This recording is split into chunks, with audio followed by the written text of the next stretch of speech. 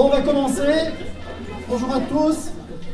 Merci d'être venus très nombreux participer à cette conférence sur les 15-25 ans et l'outdoor, usage et prospective.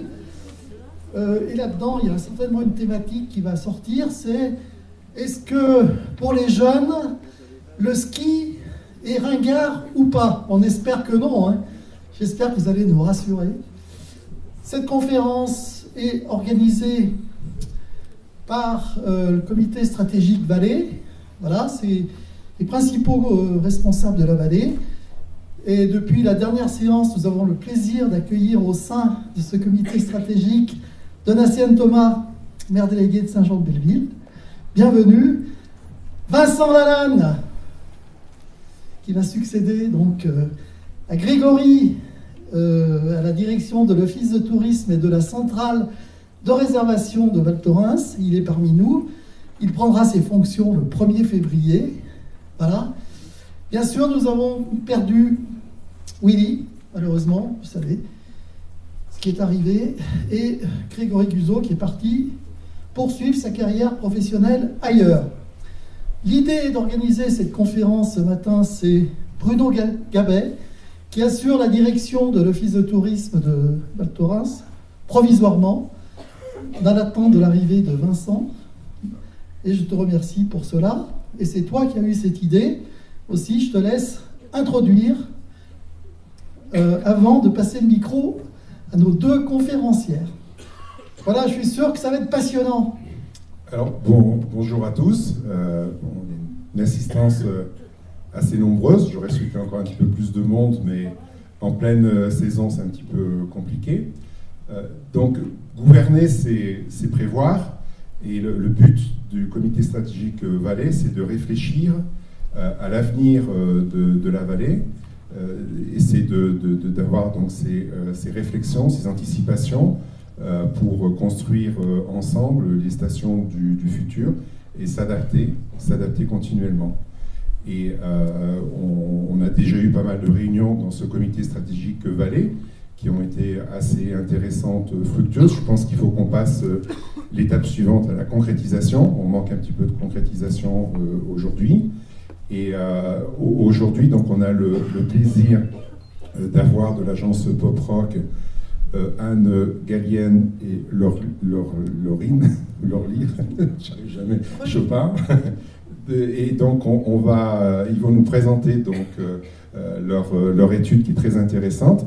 Et après, on échangera, il y aura un petit débat. N'hésitez pas à poser des questions par la suite. Merci. Merci, messieurs. Est-ce que tout le monde m'entend bien? Oui, super. Je vais enlever le fil pour éviter la petite cascade de début de conférence. Bonjour à tous, merci d'être là. Je vais me présenter rapidement. Donc, je m'appelle Laurine Chopard, je suis la cofondatrice de l'agence Pop Rock que j'ai fondée avec Anne Gallienne qui est ici. Nous, on travaille en montagne depuis un petit moment, on y est né, nos papas y ont travaillé, j'en ai parlé avec monsieur le maire tout à l'heure. Et on a travaillé un petit peu plus haut dans la vallée, donc plutôt sur la Haute-Tarentaise. Ça fait maintenant 5 ans qu'on travaille sur des sujets de développement business en montagne et en se basant notamment sur tout ce qui est évolution des usages. Et l'idée, c'est vraiment d'aider à la fois des destinations et des marques à anticiper les changements à venir sur leur marché, en allant s'inspirer de ce qui se passe à l'étranger ou sur d'autres marchés, pour pouvoir se mettre un petit peu en ordre de bataille pour continuer à se développer. Donc voilà ce qu'on fait. Et dans ce cadre-là, ça fait un petit moment que nous, on se pose pas mal de questions, parce que moi, je sais pas vous, mais moi, depuis 20 ans que je travaille en montagne, j'entends un sujet qui est dire il n'y a plus assez de classes de neige en montagne, et donc il n'y a plus de jeunes qui font du ski, et donc on a du mal à renouveler nos clientèles. Et ça, on l'entend depuis 20 ans, et puis on n'a pas trop trouvé les solutions encore. On dit, il faut faire des classes de neige. Alors, nous, on s'est dit, est-ce qu'on est capable de prendre le problème un petit peu différemment parce qu'en fait, on n'arrivera peut-être pas à faire en sorte qu'il y ait plus de classes de neige demain, qu'on arrive à reconstruire des hébergements pour accueillir des scolaires, etc. Donc on s'est dit, déjà on va essayer de voir plus large que uniquement le ski et la montagne, on va essayer de se concentrer sur l'outdoor au sens large, pour essayer de comprendre un peu qu'est-ce qui se joue sur le marché, notamment en termes d'usage des jeunes générations. Et puis, on s'est dit, est-ce qu'on est capable d'avoir une méthodologie un petit peu différente qui nous permette peut-être de voir le problème de manière un peu nouvelle pour trouver des leviers. Et avec des questions, alors moi il y a une question qui m'obsède, c'est est-ce que je pense que le plus grand risque qui pèse sur le ski, c'est que ça devienne ringard. Et c'est pas tant qu'on puisse plus accéder à l'offre, etc., mais c'est qu'en fait ça devienne juste naze d'aller au ski et qu'il y ait plein d'autres choses bien mieux à faire. Donc du coup, c'est un peu, en tout cas, moi, c'est un peu la réponse à cette question-là que je cherchais quand on a commencé à travailler. Il y a une société qui nous a aidés. Alors l'étude, elle est venue de nous, et puis on s'est dit, on va peut-être essayer de trouver des gens que ça intéresse. Et en fait, aujourd'hui, il y a des gens que ça intéresse, c'est Golden Voyage, qui nous ont accompagnés, qui nous ont aidés à financer l'étude, parce que c'est 6 mois de boulot. Donc merci à eux. Et donc la méthodologie, en quoi elle est un petit peu différente, c'est qu'en fait on est parti de manière très large, on a écouté ce qui se racontait sur les réseaux sociaux, sur plein de sujets. On a écouté à peu près 2 millions de conversations en 5 langues, sur des sujets qui tournaient autour de l'aventure, autour du voyage. On a écouté l'expression partir à l'aventure. On a dit si on dit partir à l'aventure, c'est quoi les sujets qui remontent, de quoi on parle, quelles sont les marques qui sont associées, etc. Donc on est parti de cette approche vraiment très large. Et puis sur les points qui nous accrochaient un petit peu, on se disait tiens, ça nous étonne, ça nous surprend. On s'est dit ces points-là, on va aller les creuser. Donc on les a creusés avec des conversations via une communauté qui s'appelle Jam. Vous verrez, on s'est beaucoup appuyé sur eux. Jam, c'est un petit, c'est un média déjà. 500 000 utilisateurs en France, ont 80% de 15-25 ans, et en fait tous les jours, Jam vous converse avec vous et vous donne des informations un petit peu différentes sur plein de sujets. Et surtout, c'est qu'on peut faire des conversations avec les gens. Donc en fait, on a conversé avec un petit peu moins de 12 000 personnes sur des conversations sur la montagne, le dehors et le ski. Vous verrez, il y a des résultats assez intéressants. On a fait ça, et puis on a fait pas mal de veilles à l'international. On est allé sur le terrain, on est allé dans des skateparks, on est allé dans des surf camps, on est allé à la montagne avec l'UCPA à Chamonix, on est allé entendre des gens au bord du lac d'Annecy. Donc en fait, on a vraiment essayé surtout d'aller parler en individuel avec des jeunes pour comprendre tout ce qui nous avait accroché l'esprit, pour aller leur demander ce que ça voulait dire, ce qui nous inquiétait. Donc l'idée, c'était vraiment d'avoir une approche un peu à 360 degrés. Qui mixe des volumes très larges, et puis pour pouvoir aller sur des points vraiment de détail importants jusqu'à l'entretien individuel. Alors du coup, pour démarrer, on s'est dit en fait, est-ce que être jeune en 2018 c'est différent d'être jeune en 1998 ou en 1988 ? Et en fait, c'est quoi aujourd'hui les grandes tendances de société qui impactent le quotidien de jeunes qui ont 18 ans aujourd'hui ? Il y en a plusieurs. La première, c'est densification urbaine. C'est qu'en 2017, il y a 75% de la population de l'Union européenne qui vit en ville, avec des disparités selon les pays. Pour la Grande-Bretagne, c'est presque 90%. Pour la France, on est autour de 80, je crois, et il me semble que c'est l'Italie l'Italie et le Portugal qui sont le moins denses. Ça veut dire qu'en fait, la nature, elle est assez éloignée du quotidien, le quotidien de ces jeunes-là, parce qu'ils sont en plus surreprésentés dans les villes. Il est plutôt fait de bitume, de circulation, de bruit, que de grands espaces naturels et sauvages. Ce qui veut dire qu'y compris même eux, la perception qu'ils ont de la nature, elle est dans l'ensemble assez civilisée et assez urbanisée. Deuxième tendance, hyper lourde, je ne vous l'apprends pas, environnement sous tension. Alors ça, voilà un exemple, c'est l'artificialisation des sols. On perd 30 mètres carrés d'espace naturel en Europe chaque seconde. Donc sur mon heure d'intervention, ça fait, je ne sais plus, 4 hectares, 40 hectares, c'est pas mal. Et aujourd'hui, c'est le sujet qui inquiète le plus là on est sur du moins de 35 ans. Donc la dégradation de l'environnement, c'est la première, et le changement climatique. Vous voyez, ils font un peu la différence entre les deux, parce que ça peut être la pollution, la dégradation de l'environnement, c'est pas que le changement climatique. Et puis ça, par exemple, alors Jam me pose une question à 12h tous les jours. Je vous incite à vous inscrire dessus, parce que c'est super intéressant pour aller récupérer un peu un petit portrait robot de cette génération-là. Et donc ils ont demandé, est-ce que tu penses que c'est trop tard pour sauver la planète ? Alors, il y en a 30% qui disent peut-être, et puis il y en a quand même 49% qui y croient et qui se battent. Vous verrez qu'en tout cas, c'est un sujet qui est vraiment central. Troisième tendance, on a appelé ça anxiété latente. C'est l'espèce de message qui dit que le dehors, c'est dangereux. Alors on a un jeune qui a témoigné, qui s'appelle Loïc, et qui lui dit en fait quand on grandit en ville, on reçoit un peu des messages un petit peu anxiogènes. Et cette personne-là, c'est quelqu'un qui plus tard a fondé une école de parcours en ville, et lui raconte qu'en fait faire du parcours, je sais pas si vous voyez ce que c'est un peu les Yamakasi là, qui font des sauts partout en ville, et qu'en fait pour lui ça a été un moyen d'apprivoiser, ça a été une thérapie en fait, ça a été un moyen d'apprivoiser la peur qu'il avait de sortir, parce qu'en fait à 16 ans il sortait pas de chez lui, parce qu'il avait super peur du monde urbain qui l'entoure. Et en fait ça veut dire quoi ça? Ça veut dire qu'on laisse de moins en moins sortir les enfants en ville, et puis aussi chez nous, on les laisse de moins en moins s'éloigner de nous, parce qu'on a peur. Alors il y a sûrement plein de bonnes raisons pour ça. Ça c'est un chercheur anglais qui a fait une étude sur 4 générations, et en fait il a en gros calculé à quelle distance on laissait les enfants de 7 ans s'éloigner de la maison. Donc l'arrière-grand-père, lui il pouvait marcher 6 miles pour aller pêcher, le grand-père c'était 1 mile pour aller dans les bois, la mère c'était 1 demi-mile, et puis vous voyez le fils, donc celui qui est né plutôt en 2000, on le laisse aller à 300 mètres de chez lui. Alors en fait ça c'est intéressant, c'est que les enfants ils se construisent pareil sur ces sujets-là maintenant qu'avant, c'est qu'un enfant il a besoin d'explorer et il a besoin de prendre de l'autonomie. Alors avant il le faisait en allant jouer tout seul dans les bois, et puis en fait aujourd'hui il ne peut plus le faire. Donc en fait il trouve, et il a besoin de trouver d'autres moyens de prendre de l'autonomie. Et on le verra tout à l'heure, c'est qu'un des moyens super importants pour se construire et pour construire son autonomie, c'est le jeu vidéo. Et c'est aussi pour ça qu'il y a un tel succès, et notamment sur tous les sujets qui touchent à l'aventure, c'est qu'en tout cas le jeu vidéo ou tout ce qui se passe à l'intérieur a vraiment pris le relais. Internet aussi, ça me permet d'explorer tout en restant dans la chambre, donc c'est très rassurant pour les parents. 4e tendance, digital natif. Alors je ne vais pas vous redonner tous les chiffres du digital, moi il y a un chiffre que je trouve intéressant, c'est qu'en fait à la préadolescence on a passé le cap des 10 000 heures d'écran.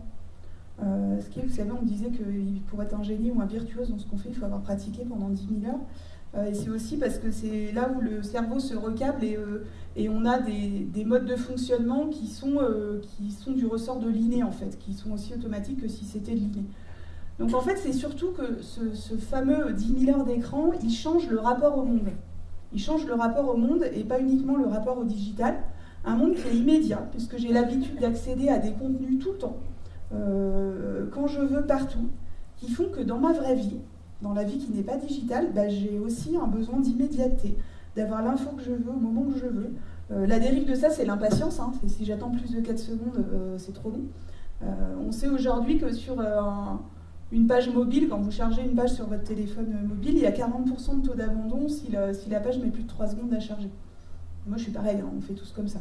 Donc relation au monde différente, un monde interactif, c'est-à-dire que j'ai l'habitude d'interagir avec le monde. J'appuie sur un écran, je vais choisir le contenu que je veux, je vais dire oui, je vais dire non, je vais arrêter la vidéo, je vais la relancer. Et c'est pareil, dans la vraie vie, je veux pouvoir interagir avec des marques, interagir avec des contenus qui soient personnalisés. Et donc tous les contenus qui sont trop mainstream ou qui sont trop descendants, ils ne vont pas me convenir parce que j'ai l'impression qu'ils ne vont pas me parler. Voilà, 9h10 passées devant les écrans en moyenne, si vous faites le calcul vite fait. 4 heures de smartphone, en plus, sachant qu'on n'a plus le droit à l'école, mais on trouve quand même le moment. Hop là. Et puis dernière tendance, en tout cas nous qui nous semblait intéressante à retenir, c'est le fameux Who am I if you can't see me. C'est plutôt le fait qu'aujourd'hui, la construction d'une identité et d'une image sur les réseaux sociaux, elle est aussi importante pour ces jeunes-là que le monde réel. Et c'est pas futile, c'est-à-dire que pour eux, c'est central.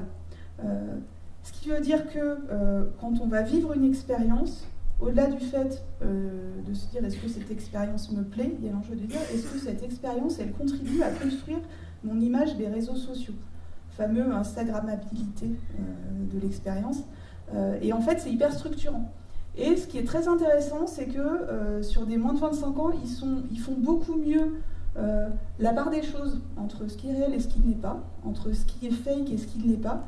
Je ne sais pas si vous avez vu une étude qui a été publiée il y a quelques jours qui expliquait que les plus de 65 ans partageaient 7 fois plus de fake news sur Facebook que les autres générations, qui est de dire qu'en fait, ils font bien mieux le tri. Alors des fois, ça inquiète énormément les parents, mais en fait, dans l'ensemble, ils font très bien la part des choses. Ils sont mieux armés que nous parce qu'ils ont grandi avec.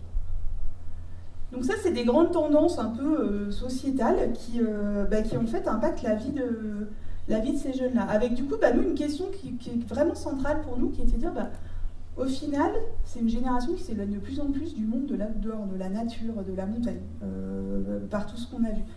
Et donc l'enjeu, c'est comment on fait, collectivement ou pas, quand on est une marque, quand on est une destination, pour être présent dans l'esprit de ces jeunes dont on est au final très éloigné dans le quotidien. Alors, s'il fallait résumer cette génération-là, c'est un petit schéma que j'aime beaucoup. Il n'est pas de nous, il est de la BNP Paribas, qui a travaillé avec The Boston Project. C'est plutôt pour comprendre en quoi cette génération, dans son mode de fonctionnement, elle diffère des autres. C'est qu'en fait, c'est une génération qui est ouverte plutôt en mode horizontal, c'est-à-dire qu'elle va s'inspirer plutôt des gens qui l'entourent, de ses pairs. Elle ne va pas forcément s'inspirer d'une logique un peu patriarcale qui était celle de la génération X, qui était je prends et je suis dans la lignée des gens qui sont venus avant moi et je transmets à ceux qui sont venus après moi.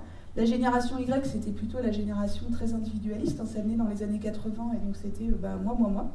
Et je recentrais tout sur moi. Et cette génération-là est très ouverte, très altruiste et rien qu'un chiffre assez intéressant, alors que c'est significatif, c'est que c'est une génération qui donne beaucoup plus que la génération d'avant. C'est-à-dire qu'en termes de la part des dons dans leurs revenus est 2 ou 3 fois plus importante que celle de la génération d'avant, par exemple. Voilà. Et puis, questionnement, alors ça c'est le début d'une des conversations qu'on a fait avec Jam, c'est qu'à 53%, quand ils ont du temps libre, ils préfèrent rester chez eux. Alors moi je trouve que c'est beaucoup. Après, on n'a pas d'historique. Donc en fait, je ne sais pas s'il y a 20 ans, c'était 53 ou pas, si c'était plus ou si c'était moins. Moi je me rappelle que quand j'étais petite, dès que j'avais du temps libre, on me mettait dehors à coups de pied aux fesses parce qu'il fallait aller dehors quand on était un enfant. Mais en tout cas, nous, ça nous a questionné de se dire, en fait, dans l'ensemble, ils préfèrent plutôt rester chez eux plutôt qu'aller dehors. Et du coup, en fait, voilà, cette génération-là, quand on a 15 ans, 18 ans, 18 ans, en fait, l'enjeu, c'est de trouver qui je suis. Et qu'est-ce qui est important pour moi ? C'est mes potes, c'est ma famille, c'est ma musique. La musique, elle est structurante dans la vie d'enfant de jeunes de 18 ans, et mes loisirs. Et avec vraiment un credo qui est vraiment très fort sur cette génération Z, c'est je veux sauver le monde en le changeant, ou je veux le changer en le sauvant. C'est un peu les deux, mais en tout cas, il y a la volonté très forte et structurante, c'est d'agir sur le monde qui m'entoure, et vraiment d'en être acteur. Donc c'est pas juste moi dans ma petite bulle, mais c'est plutôt comment est-ce que moi je peux avoir une influence sur le monde qui va m'entourer. Donc voilà pour le petit portrait robot. Alors, je vous ai mis c'est plutôt des illustrations, des exemples d'études de Jam. Alors, question sur une échelle de 1 à 5, à quel point est-ce que tu fais confiance aux médias ? Là, vous voyez qu'à 68%, ils font pas du tout ou très peu confiance aux médias. Est-ce que tu utilises les emails en dehors de tes études ? Parfois et rarement, c'est plus 50%. Moi, je trouve ça assez intéressant parce qu'aujourd'hui, ils n'utilisent même plus l'email. Généralement, les publicités sont énervantes, stupides, ennuyantes, très rarement créatives ou drôles. Et leur plus grosse source de stress, c'est les études. Et eux-mêmes, ils s'auto-stressent, les jeunes. Ça, c'est intéressant. Alors ensuite, on s'est posé la question, on s'est dit, si on se rapproche un peu du sujet du dehors, et en fait, on a fait exprès de ne pas parler que de montagne, mais plutôt on n'a même pas parlé d'outdoor. Parce que l'outdoor, aujourd'hui, c'est très préempté activité de pleine nature. Donc nous, on voulait prendre un angle plus large et se dire, on va parler plutôt du dehors. Pourquoi est-ce qu'ils sortent, ces jeunes ? Alors on leur a posé un peu la question, puis surtout on a parlé avec eux. La première raison pour laquelle ils sortent, et ça c'est une différence par rapport aux autres générations, c'est pour être avec des gens. Et c'est pour se connecter aux autres. C'est pas pour faire du sport, c'est pas pour être dans la nature, c'est pour se connecter aux autres parce que c'est le plus important pour eux. Et on a une petite Lucie de 17 ans qui nous l'a très bien dit. Elle a dit, en fait, quand je suis dehors, je suis avec mes amis, je me connecte au monde. Et c'est là où je me sens à ma place. Et en fait, quand je suis dedans, je suis toute seule. Je suis isolée. C'est vraiment intéressant. Dehors, c'est ma bande. Voilà, c'est là où j'existe. Et on se rend compte que ça, c'est vraiment hyper fort. Ce qui veut dire que dans mes comportements, je vais aller rechercher plutôt des endroits où je peux me connecter avec des gens, plutôt que des endroits où je peux être tout seul. Et c'est intéressant, notamment quand on va se questionner sur quel imaginaire je véhicule auprès de ces jeunes-là, y compris dans mes axes de communication, dans les contenus que je vais utiliser, pour leur donner envie de sortir. Il faut surtout leur donner la promesse, en tout cas, qu'ils vont pouvoir aller se connecter avec des gens et au monde qui les entoure. Deuxième moteur, être dans la nature. Et la nature, on l'a mis avec des guillemets.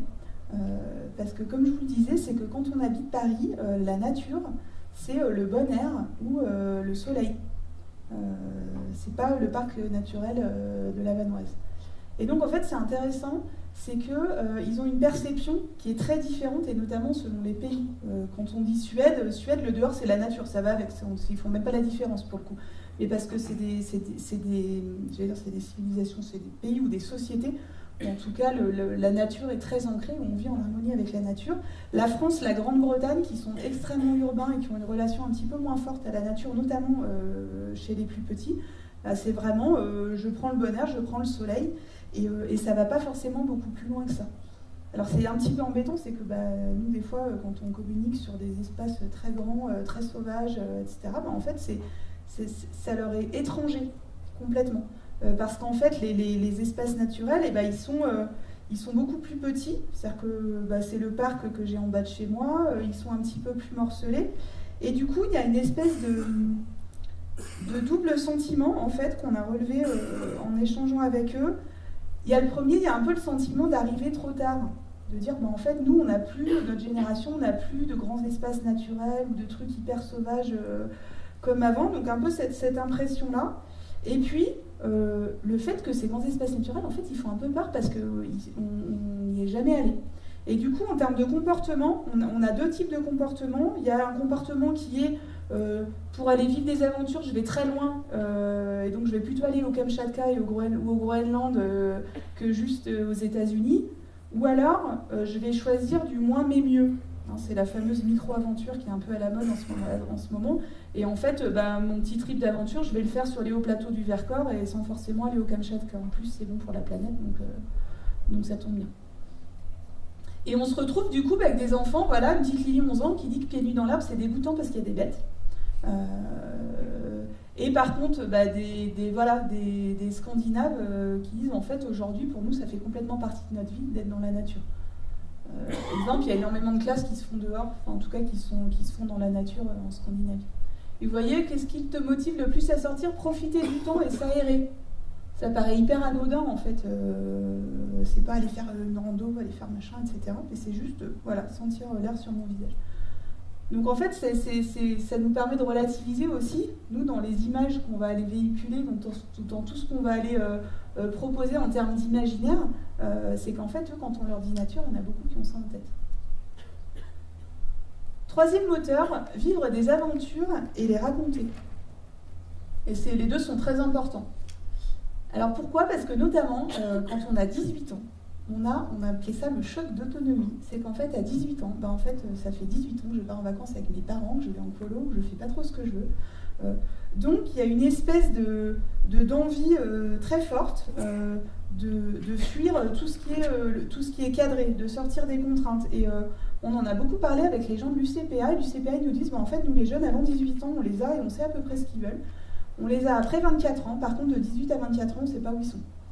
Ils nous échappent complètement, ils sortent complètement du radar. Et en fait, en allant creuser ça, on s'est rendu compte que dans l'ensemble, les gens qui vendent des voyages, c'est pareil, ils ne savent pas où ils sont, les 18-24. Les marques ne savent pas trop non plus. Parce qu'en fait, c'est le moment où je veux expérimenter. Donc, je me cherche encore un petit peu. Et puis surtout, je veux surtout sortir du cadre. Faire un vrai voyage, des vrais trucs dans la vie plutôt que de les rêver dans son coin. Alors, je crois que c'est Céline qui, dès 1938, disait qu'en fait, un événement banal, pour qu'il devienne une aventure, il suffit de le raconter. Et c'est vraiment ça l'enjeu, c'est qu'il faut avoir vécu des aventures. Alors, ça, c'est l'étude Expedia de European Travelers. Alors, je ne vous ai pas tout mis, mais il y a... le fait de pouvoir prendre des photos et raconter ce que j'ai fait, c'est une des raisons numéro 1 du choix d'une destination, par exemple.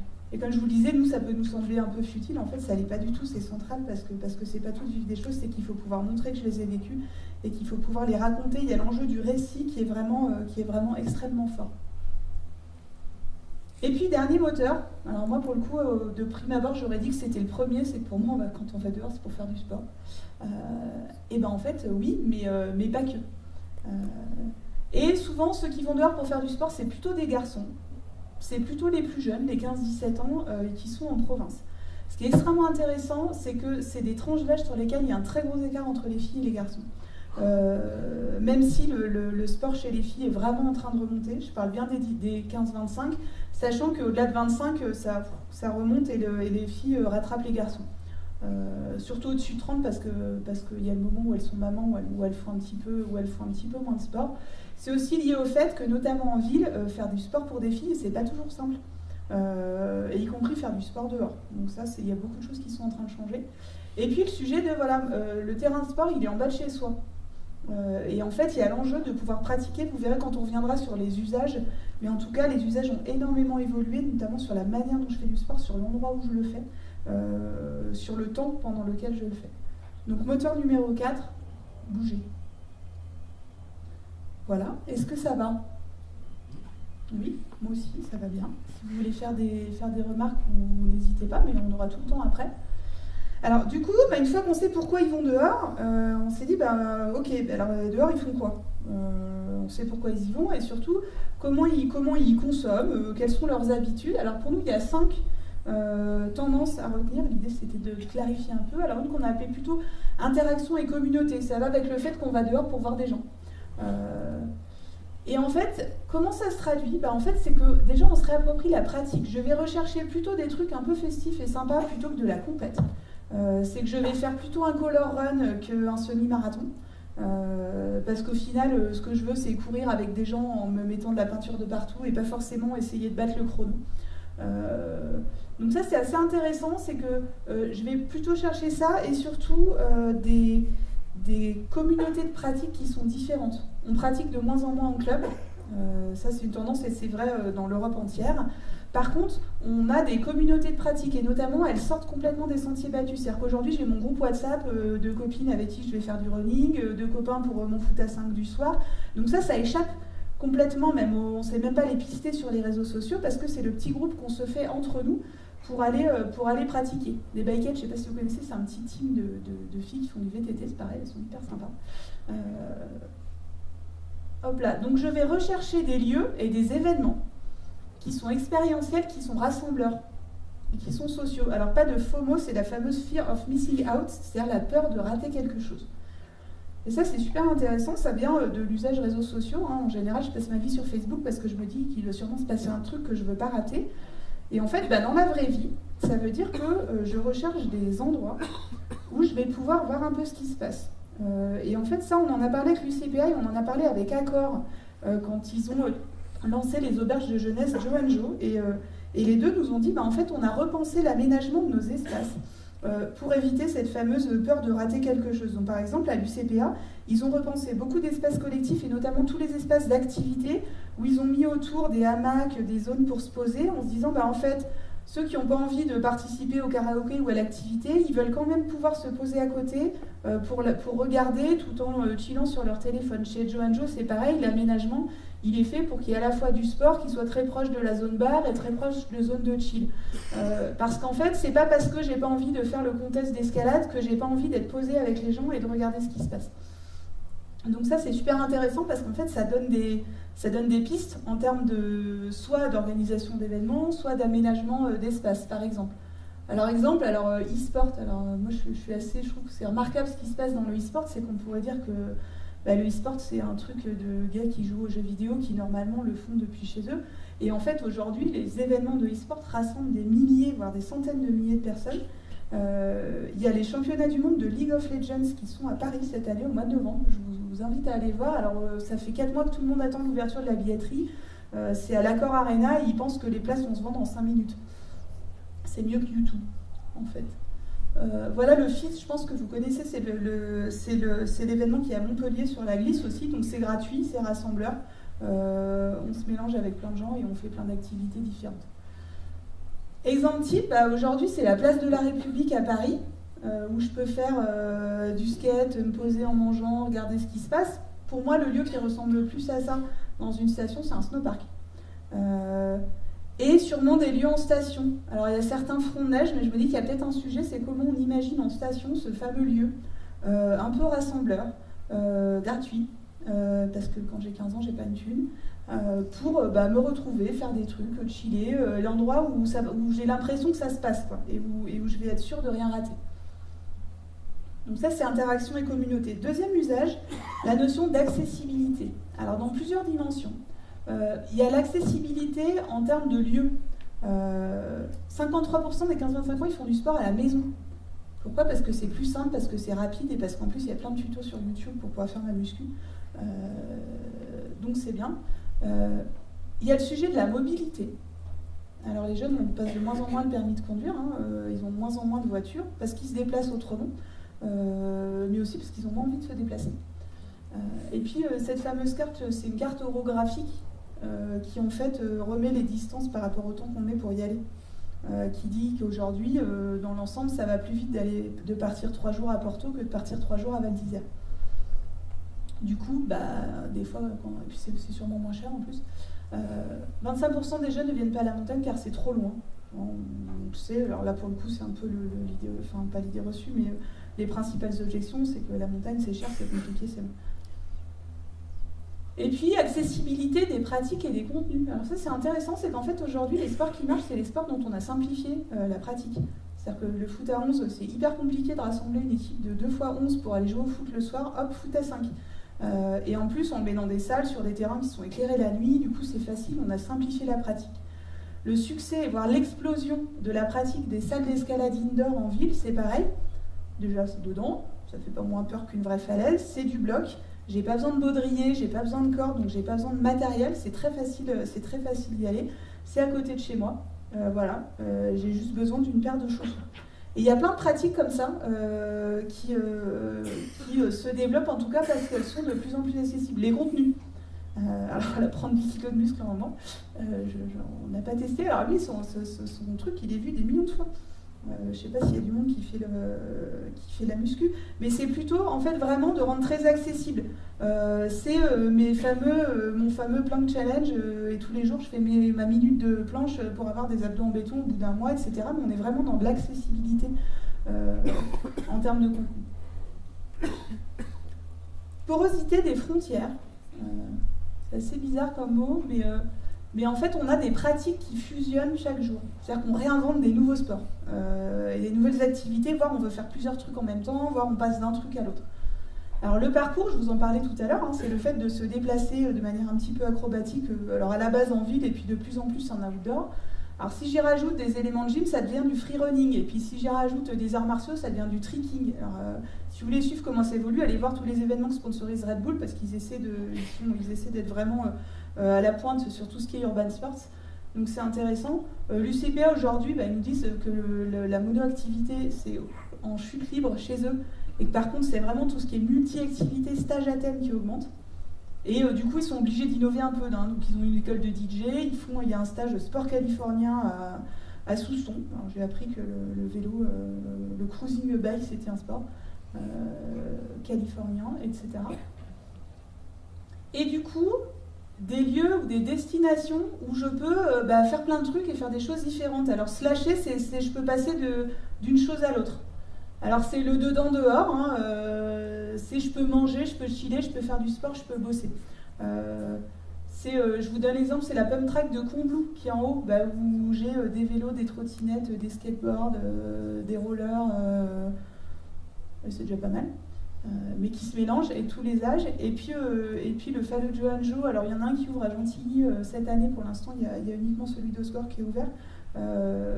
Mais en fait il y a un espèce d'énorme espace bar, chill dehors, et puis un bloc d'escalade au milieu, il y a des slacklines, il y a des hamacs, et c'est vraiment l'idée.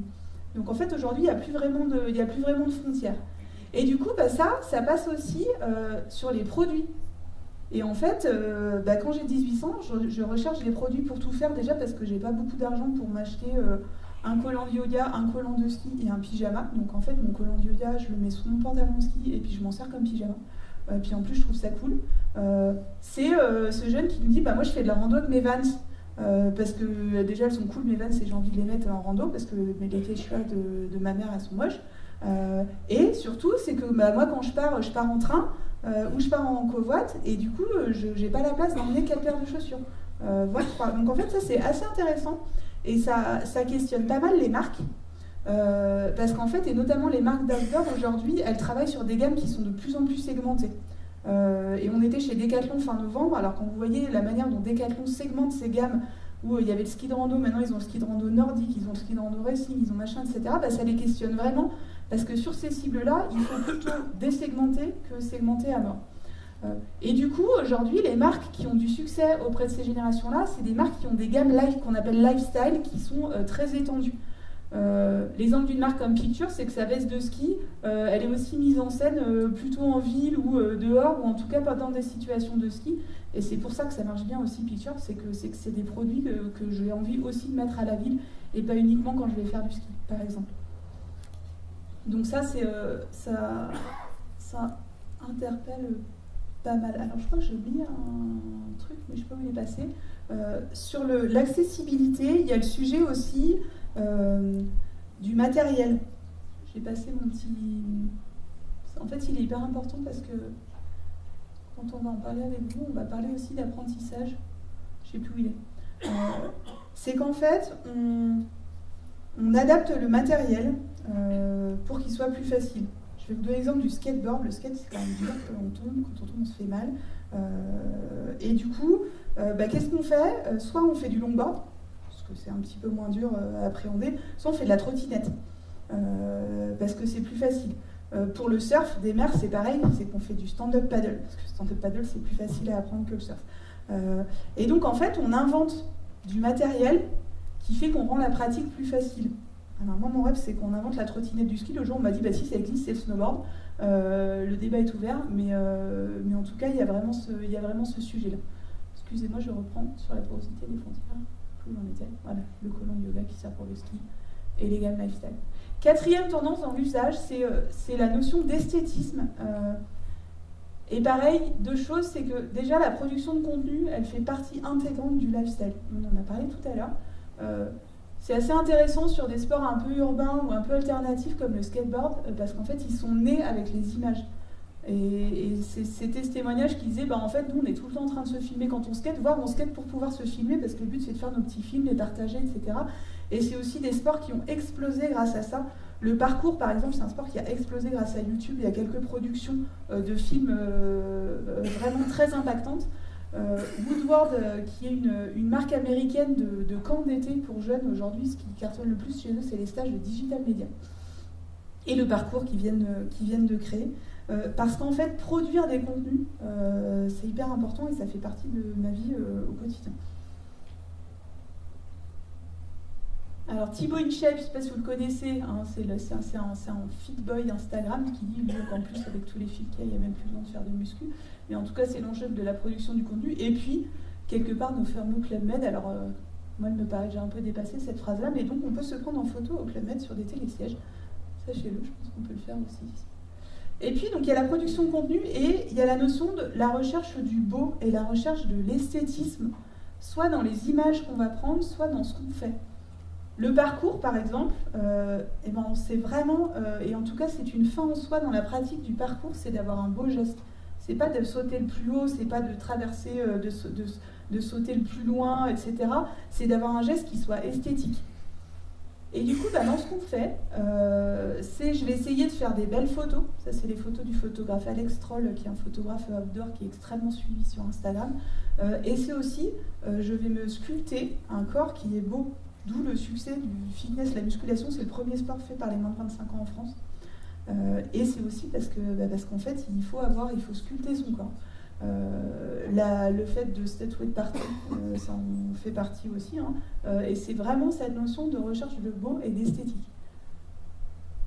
Et enfin, dernier usage qui est hyper fort et qui je trouve est super intéressant sur nos sujets montagne, c'est la notion d'immersion.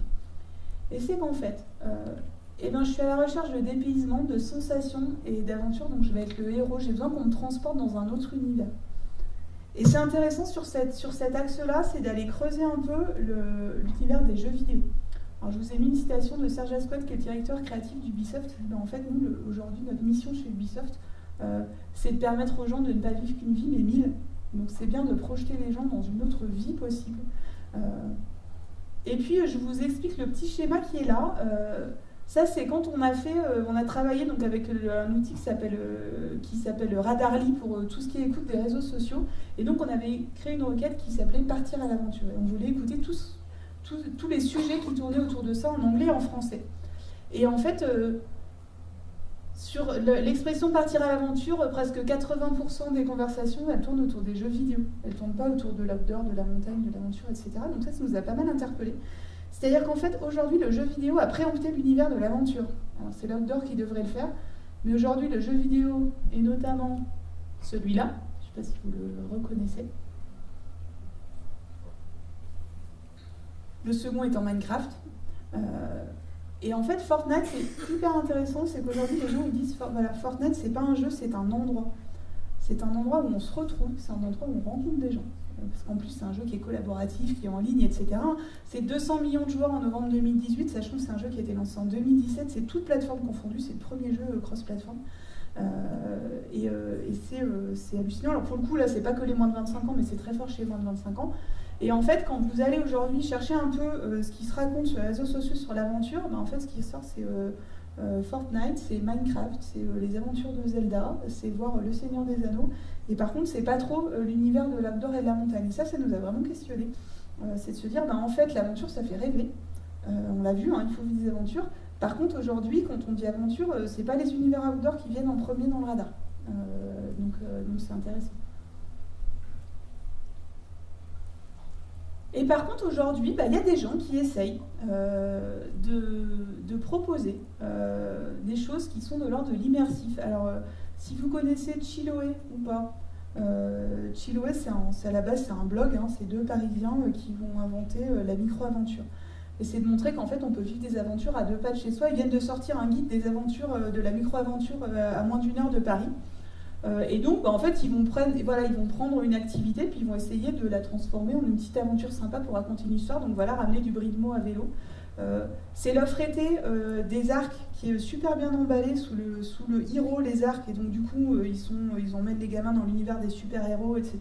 C'est très bien packagé, c'est du packaging, parce que les activités en elles-mêmes, il n'y a rien de différenciant par rapport à ce qui se fait ailleurs. Par contre, ils l'ont très bien emballé.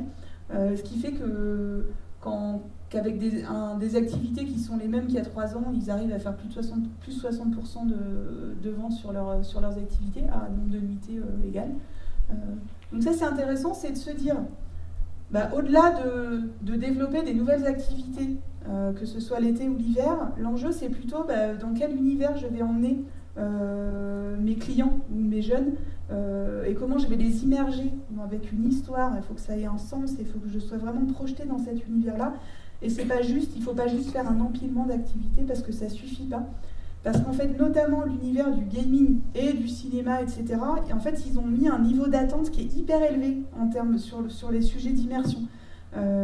Qui font que des fois, quand on se retrouve dans un truc dans la vraie vie, c'est « Ah bon, ok, super », parce qu'en fait, ça fait moins rêver que ce que j'ai vécu ailleurs, y compris en ligne et en vidéo. Donc voilà sur la partie usage. Du coup, alors opportunité, on y reviendra parce qu'il y en a bien plus que ça, donc j'y reviendrai plutôt à la fin. Et puis pour terminer, on a essayé de se questionner sur aujourd'hui, c'est quoi l'imaginaire de ces jeunes-là quand on va parler d'outdoor et quand on va parler de montagne. C'est quoi leur référence? Qui c'est qui les fait rêver? Qui c'est qui les inspire pour faire des choses? Et parce qu'en fait, en tout cas, nous, on est convaincus que c'est une des clés pour aller les séduire, c'est qu'il faut bien travailler sur ce sujet de l'imaginaire. Alors du coup, on leur a demandé comment ils trouvaient leurs inspirations pour leurs activités extérieures, puis de donner plein d'exemples. Alors, sans trop de surprise, la première source d'inspiration, c'est le monde qui m'entoure. Puisqu'on l'a vu, c'est notre fameuse génération horizontale ouverte. Donc elle va s'inspirer du monde qui l'entoure, avec des choses un peu nouvelles. C'est que les gens des covoiturages, c'est des sources d'inspiration.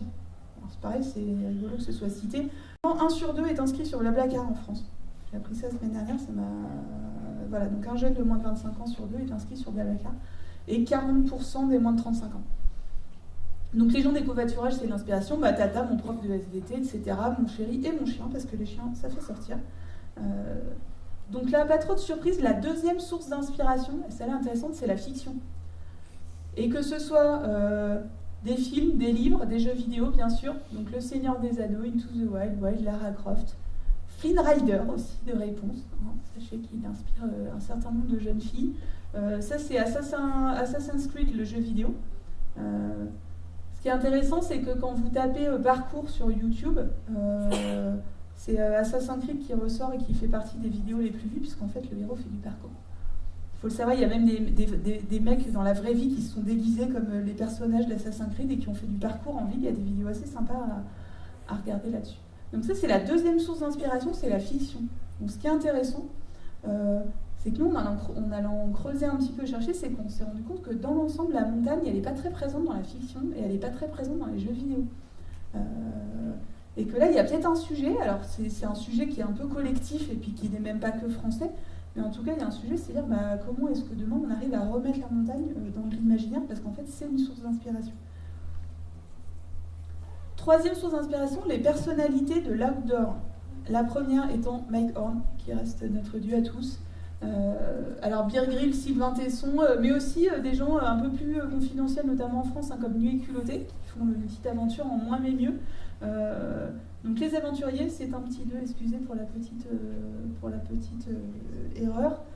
Les sportifs, alors les sportifs outdoor, vous verrez qu'il y a d'autres sportifs après, et là pour le coup, c'est ceux du sport dont je suis passionnée. Alors Travis Pastrana, c'est de la moto, voilà, Kylian Jornet, Marine Leleu plutôt sur la notion de trail endurance, Adam Ondra, c'est un grimpeur, Dani McCaskill, c'est du VTT trial, etc. Donc en fait là c'est vraiment voilà, c'est mes sportifs et ceux dont je suis fan, donc du coup on se dit tiens, ça vaut le coup de continuer à sponsoriser, à soutenir des athlètes, parce qu'en fait sur des cibles hyper précises ils sont très inspirants.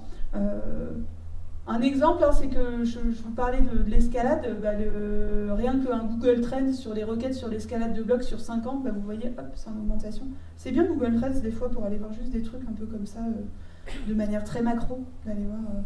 On n'est pas allé chercher les skis, il faut regarder. Quatrièmement, les sportifs, les fit boys et les fit girls. Alors Kayla Hitsize aujourd'hui sur le fameux Fokit Index qui est l'index des sportifs qui ont le plus de présence sur les réseaux sociaux. Kayla Hitsize, qui est cette jeune fille qui fait des petites vidéos de musculation chez elle, c'est aujourd'hui la sportive outdoor qui génère le plus d'interactions. Alors ça dépend des mois, hein, mais elle est toujours dans les premiers. Mon fameux 38% des 18-25 ans qui pratiquent la musculation. Et puis des sportifs mainstream. Alors cette conversation-là, on l'a fait pendant la Coupe du Monde de football, donc on a vu apparaître quelques footballeurs.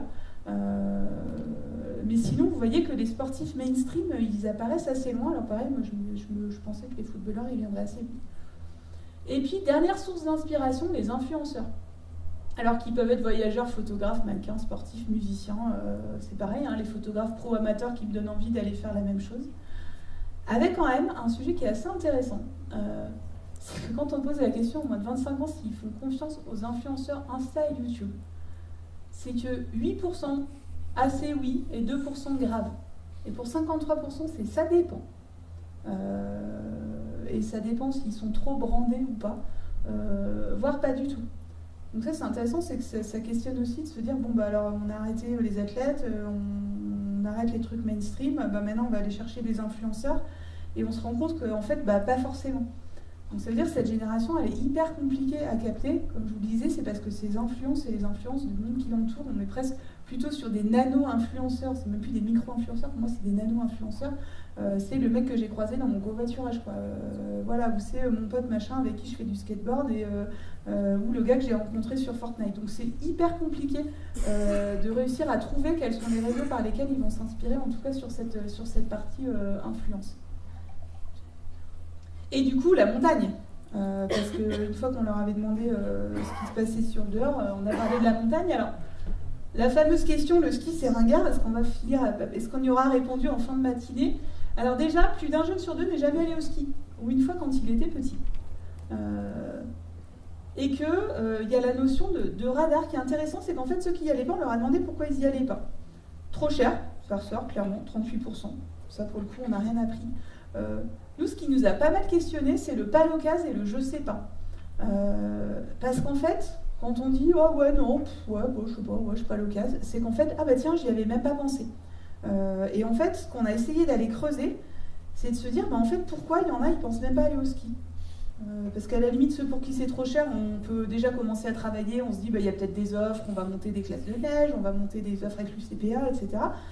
Par contre, ceux qui n'y pensent même pas, comment on fait pour les capter demain? Donc c'est vraiment, moi ce que je trouve le plus inquiétant, c'est le fait que pour une partie des gens, c'est pas dans le radar, j'y pense même pas. Voire, je pars du principe que c'est pas pour moi. Et du coup, on leur a demandé c'est quoi la référence, la personnalité, le livre ou le film qui te fait le plus penser à la montagne. Alors sur le podium, en numéro 3, Heidi. En numéro 2, Belle et Sébastien. Et je vous laisse deviner le numéro 1. Voilà. Et là, quand on est deux consultantes qui veulent révolutionner le monde de la montagne en se disant qu'on va trouver la clé pour aller chercher les jeunes en montagne, on a pris une bonne claque. Moi, j'ai appelé Jam en leur disant en fait, je pense que là, vous m'avez donné les résultats, toutes catégories d'âge confondues, et moi, je veux que les moins de 25. Je me dis, mais non, c'est que les moins de 25. Ah ouais, ok. Donc en fait, ça veut dire que depuis les bronzés fonds du ski, alors même si Belle et Sébastien, il y a eu des rééditions, des remakes, des machins, Heidi, etc., c'est qu'en fait, on n'a pas réussi à réinventer un imaginaire aussi fort sur la montagne que ça. Donc en fait, ça veut dire que les vacances à la montagne, enfin la montagne, soit c'est des vacances à la neige un peu beauf et un peu ringardes, même si c'est drôle, soit c'est des petites fleurs, du fromage et un gros chien, quoi. Et en fait, moi je pensais que Candide Tovex allait tous nous sauver. Et qu'en fait, je crois même que je l'ai dit il y a 2 ans à Jean-Marc Silva, France Moto, en disant mais en fait, donne 300 000 balles à Candide Tovex, il te fait un film à la Audi et puis tout le monde revient faire du ski, quoi. Alors en fait, Candide Tovex, et c'est ça qui est intéressant, c'est des sportifs, alors je dis Candide Tovex, mais c'est des Shaun White, etc. En fait, ils sont cités de manière anecdotique, et quand on est allé creuser, c'est qu'en fait, ils sont plutôt associés à l'univers de l'action sport ou des sports alternatifs, mais ils ne sont pas associés à l'univers de la montagne. Et là, il y a un vrai sujet, c'est de se dire, mais en fait, comment on fait? Parce que pour le coup, c'est des sportifs qui sont hyper connus, qui génèrent beaucoup d'interactions, beaucoup d'engagement, etc. Par contre, ils ne sont pas raccrochés à la montagne. Ils sont raccrochés, plutôt à l'action sport, où Candide, c'est plutôt quelqu'un qui fait des trucs pour Audi, on se partage la vidéo parce qu'elle est cool, mais c'est pas rattaché à l'univers montagne. Donc il y a vraiment ce sujet qui est de dire, si ça, et en tout cas l'univers de l'action sport, c'est un univers qui séduit les moins de 25 ans, par contre, c'est comment on fait, nous, montagnards, et destinations ou marques de montagne, pour aller se réapproprier ces univers-là, pour qu'en termes d'imaginaire, on y soit associé. Donc ça, c'est un vrai sujet. Alors là, vous ne pouvez pas bien lire, mais c'est pas grave. En fait, c'est toutes les réponses qui ont été données. Alors j'avais, vous voyez, les bronzés fonds du ski, Heidi, Jean Ferrat, numéro 4 quand même, que la montagne est belle. Alors ça, en fait, en creusant, on s'est rendu compte que dans The Voice, il y a quelqu'un qui avait repris Jean Ferrat et que du coup, c'était pour ça que ça avait été cité. Cro-Blanc, Kylian Jornet quand même, Ma première étoile, l'ascension fatale, La Reine des Neiges aussi, tiens, et Gilbert Montagnier, je ne sais pas pourquoi, qui a été cité 2 fois. Et tout ça aussi pour dire, c'est que en 1980 ou 79, quand est sorti Les bronzés fonds du ski, c'est qu'il y avait 3 chaînes télé, quoi. Donc en fait, les références, tout le monde l'avait vu, puis en plus ça repasse tellement souvent qu'on finit par tous l'avoir vu.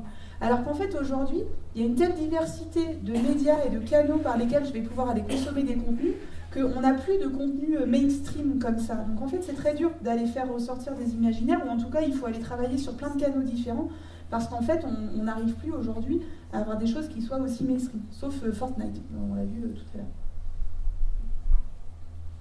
Et du coup, on se dit qu'il y a quand même des opportunités, tout n'est pas mort, parce que par contre, on est allé converser avec ceux qui ne viennent pas à la montagne et qui ne viennent pas au ski.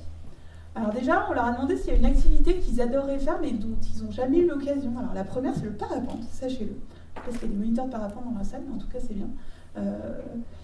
Le snowboard, devant le ski, puis la chute libre, l'escalade, l'alpinisme, etc. Et en fait, vous verrez plutôt ce qu'on dit après, c'est que la glisse, ça fait encore rêver les 15-25, mais en fait, c'est l'imaginaire des vacances au sport d'hiver qui les fait plus rêver. C'est une espèce de fameux triptyque ski, raclette, descente au flambeau, et ça, ils trouvent ça un peu naze. Et par contre, c'est pas du tout l'univers de la montagne qu'ils trouvent ringard. Donc l'enjeu, c'est de se dire comment on définit un peu les nouveaux fondamentaux de l'imaginaire des vacances à la montagne. Et comment on arrive à sortir de ce fameux tricot-là, alors ce qui est raclette, fléchette, on peut trouver plein de trucs, mais c'est dire comment on arrive à sortir un petit peu de ça, parce qu'en fait c'est ça qui aujourd'hui est un petit peu daté, en tout cas dans l'image qu'ils en ont. Et pour le coup, pour ça, on a des moteurs sur lesquels s'appuyer. Alors ceux qui papa, on leur a demandé c'est quoi le truc qui pourrait te décider à partir à la montagne, et à 48% c'est les paysages. Hein, revenez à ce qu'on a dit tout à l'heure, esthétisme, instagrammabilité, et c'est pareil. Ça peut nous sembler hyper basique, sauf que aussi nous, les paysages, on les a sous les yeux tout le temps. Et qu'en fait, c'est un moteur qui est extrêmement fort. Et pourquoi ? Parce qu'en fait, ça vient résonner avec des envies qui sont très fortes aujourd'hui chez ceux-là. C'est le dépaysement, c'est l'envie de nature, la recherche d'aventure et la fameuse instagrammabilité. Et en fait, la montagne, elle coche toutes ces cases-là. Par contre, les vacances au ski, non. Donc il y a un vrai sujet. Sachant que l'enjeu, pour vous, c'est quand même dans l'ensemble de continuer à vendre des vacances au ski. Donc du coup, c'est comment on fait pour continuer à vendre des vacances au ski en changeant d'imaginaire. Exemple type, c'est un article de Vanity Fair qui date du 13 janvier. 13 pas de montagne ultra instagrammables où passer l'hiver au chaud. Voilà, c'est pareil, c'est des petits articles comme ça, on ne comprend pas trop. Donc il y a plein de photos. Alors ça, c'est au Tyrol, c'est très beau, effectivement. Et du coup, opportunité, c'est préservons nos espaces naturels et nos paysages, parce qu'en fait, c'est ce qui est et c'est ce qui va continuer à être votre fonds de commerce pour les années à venir. Et que ça, c'est un énorme sujet. Et aujourd'hui, une marque comme Picture, la page d'ouverture du site web de Picture, c'est ça.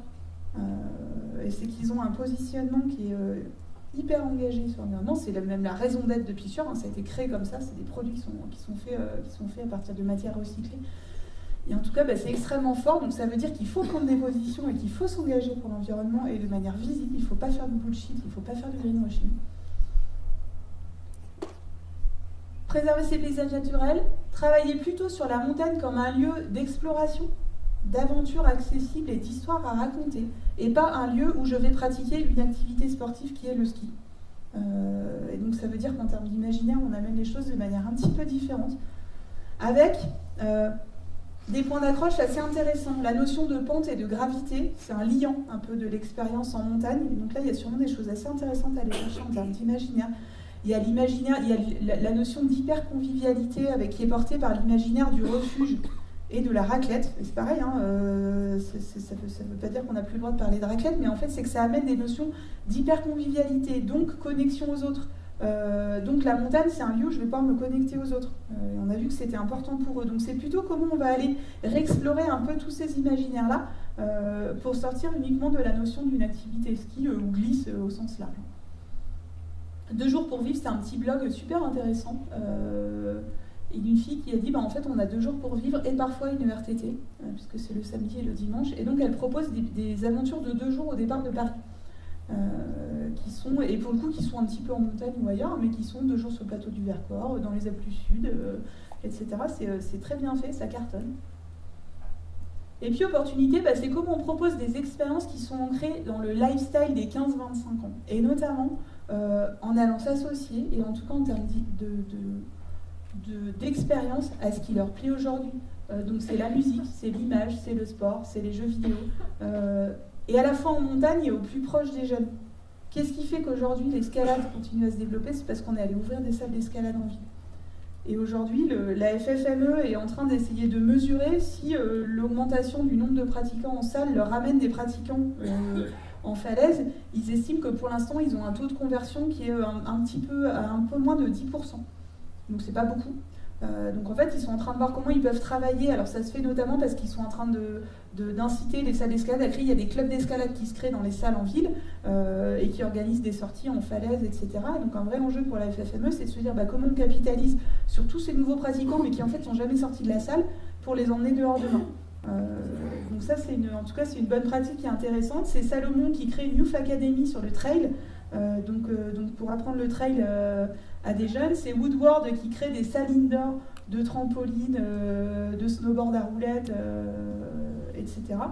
Et puis c'est Ubisoft par exemple avec le fameux jeu Steep. Alors Steep c'est bien, sauf qu'aujourd'hui il y a 10 millions je crois de joueurs contre 200 millions pour Fortnite. Par exemple parce que c'est un jeu qui n'est pas assez joué en ligne et qui n'est pas très développé dans le e-sport et qu'en fait c'est des gros moteurs de développement en tout cas du nombre de jeux vidéo. Et un enjeu, ça peut être de démarrer par des partenariats, soit avec des événements existants, soit avec des marques, etc. Et ça permet d'aller démarrer sur des choses assez sympas. Et opportunité, alors moi c'est un truc auquel je crois beaucoup, c'est comment on redonne sa place à la montagne dans la fiction. Parce qu'aujourd'hui c'est une des sources d'inspiration majeures des moins de 25 ans. Et il y a quand même un truc intéressant, c'est que j'ai parlé la semaine dernière avec les organisateurs du festival Montagne en Seine. Et en fait, ils ont, ça fait 10 ans que ça existe, le festival Montagne en Seine. C'est le festival du film de montagne, donc ils font des tournées dans des cinémas dans des villes en France et maintenant en Europe, où ils diffusent 4-5 films de montagne qui sont du docu, un peu du docu-fiction, ou en tout cas du récit de voyage. Et en fait, cette année, ils ont fait 70 villes en Europe. 56 000 visiteurs. Ils ont une session été aussi, donc ça fait à peu près 100 000 visiteurs par an, plus 60% par rapport à l'an dernier. Et en fait, ils augmentent de manière un peu exponentielle. Donc ça veut dire qu'en fait, ça plaît, quoi, la montagne. C'est pas le sujet. Par contre, c'est comment on arrive à partir de ça me plaît, ça me fait rêver, je vais voir un film, demain je vais pratiquer. C'est ça l'enjeu. Et c'est un public, alors pour le coup, sur Montagne en Seine, on est un peu plus sur du 25-35, mais il explique qu'il dit de toute façon, les moins de 20 ans, ils n'ont pas d'argent. Donc en fait, ils vont regarder plutôt des films sur les réseaux sociaux ou sur YouTube tranquille. Par contre, on sait qu'à partir de 20 ans, on les aura. Et en tout cas, c'est comme ça qu'il explique avec 10 ans de recul sur le festival Montagne en Seine. C'est de la fiction. Alors moi, j'ai acheté à mon neveu Alex Rider, Pointe Blanche. Alex Rider, c'est un agent secret de 14 ans. Et il y a un de ses romans qui se passe à la montagne, donc j'ai acheté à mon neveu. Et c'est comment, on arrive peu à peu à remettre la montagne dans le radar de ces jeunes. Alors, avant d'aller là, je vais souffler un coup. Comment ça va ? Je ne vous ai pas encore assommé. Alors, ça veut dire que, on a vu, il y a pas mal d'opportunités. Nous, on a un peu échangé avec Bruno, notamment, avant la journée, en se disant, tout ça, qu'est-ce que ça veut dire pour vous ? Au-delà du fait de dire, super, on a appris des trucs. Et en fait, nous, en regardant un peu ce que vous faites et puis vos stations par rapport à ce qui se fait ailleurs, il y a plusieurs questions qui nous sont venues, ou en tout cas de sujets, peut-être de questionnements et d'interrogations pour vous. Est-ce qu'il n'y a pas le sujet de comment on diversifie l'expérience par rapport à deux destinations qui ont une image ski presque omniprésente, y compris par rapport à d'autres qui ont une image peut-être un peu plus multisport. Et je parle de diversification de l'expérience et pas forcément d'activité. Parce qu'il faut bien penser à la notion d'immersion qui est très importante et il faut que les activités aient du sens par rapport à qui vous êtes. Et à la notion de posture RSE, donc responsabilité sociale et environnementale. Et effectivement, ça c'est un sujet, alors ça nous questionne un peu, c'est qu'en fait aujourd'hui on voit que c'est le sujet numéro 1 pour ces générations-là. C'est pas encore très clair de comment ça impacte leur consommation. Et parce que autant je vais acheter une Vest Picture parce qu'elle reste à peu près dans les clous, je vais faire du covoiturage tant que c'est moins cher. Par contre, si c'est green et plus cher, par rapport à mes moyens, il y a quand même encore des fois où je vais arbitrer de manière un peu différente. Donc c'est un peu, ça demande à être creusé. Par contre, il y a le sujet, c'est qu'aujourd'hui une marque, que ce soit une destination, une marque d'habits ou etc., qui ne serait pas engagée sur ces sujets, et c'est même pas juste faire le job, c'est être engagé, n'est pas dans le radar. Et ça va être de plus en plus fort. Comment on adapte l'offre existante ? Parce que pour le coup, vous partez d'une offre qui est hyper attractive et aujourd'hui, dans l'ensemble, vos stations elles sont plutôt en développement, donc il n'y a pas de drame ou d'urgence. Par contre, c'est de se dire, par rapport à l'existant, est-ce qu'on sait adapter un peu l'offre qu'on a, que ce soit en termes d'activité, de produits, sur les skis et en dehors. Si on doit packager une offre de multi-activité l'été prochain, si on doit rajouter des activités dans le centre sportif, etc. Je sais qu'il y a un projet de rénovation, réflexion du centre sportif, par exemple. Quels axes de communication on prend si on décide d'aller communiquer de manière spécifique auprès de ces cibles, et quel contenu et quel format. On disait tout à l'heure, c'est que l'info purement descendante, c'est pas la plus intéressante. Est-ce qu'on travaille avec des formats conversationnels sur Messenger ? Est-ce qu'on fait du récit ? Est-ce qu'on fait du micro-récit, etc. Donc ça, c'est super intéressant parce que pour le coup, tout est inventé. Et puis, est-ce qu'on a les bons partenaires pour aller travailler sur cette cible-là ? Et est-ce qu'il faut aller travailler avec d'autres gens? Moi, je pense beaucoup à des marques. Je pense que c'est très important pour les destinations, c'est d'aller s'associer à des marques. Parce qu'en fait, les marques, elles sont affranchies du sujet de la géographie. Donc elles sont capables d'aller expérimenter dans un certain nombre d'endroits, elles sont très présentes en ville, donc au plus proche des pratiquants, et donc ça veut dire qu'il y a en tout cas des belles opportunités d'aller trouver les bons partenaires, en tout cas, qui sont peut-être pas ceux que vous avez aujourd'hui sur d'autres cibles. Voilà à peu près ce qu'on voulait partager avec vous. En tout cas, le temps où j'ai beaucoup parlé va s'arrêter.